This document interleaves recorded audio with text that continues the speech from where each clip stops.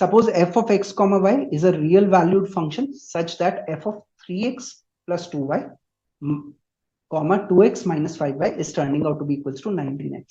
For all real numbers x and y, the value of x for which f of x comma 2x is turning out to be 27. Now, there is no definition of the function given to me. So f of x comma y is not defined at the moment for me, that what do I do with this x and what do I do with this y. Effectively, they have given you one statement over here which says f of 3x plus 2y comma 2x minus 5y is equals to 19x. That means the output is not dependent upon the value of y over here, right?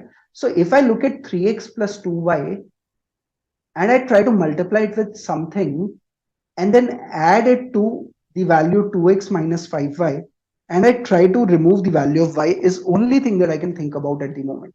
So if I can get a minus 10y and I can get a 10y over here, I'll be able to remove the variable y.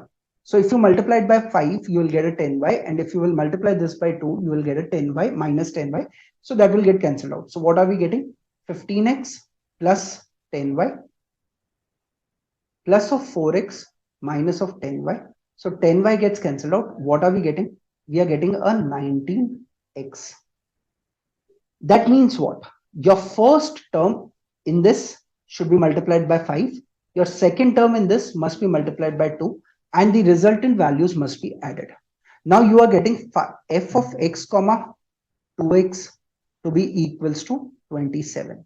You are going to take this value over here and multiply it by 5. So you will get 5x. You will take the next value and multiply it by 2 and call it as 4x and add the two values, call it 27. So you will get 9x to be equals to 27. The value of x will then turn out to be equals to 3.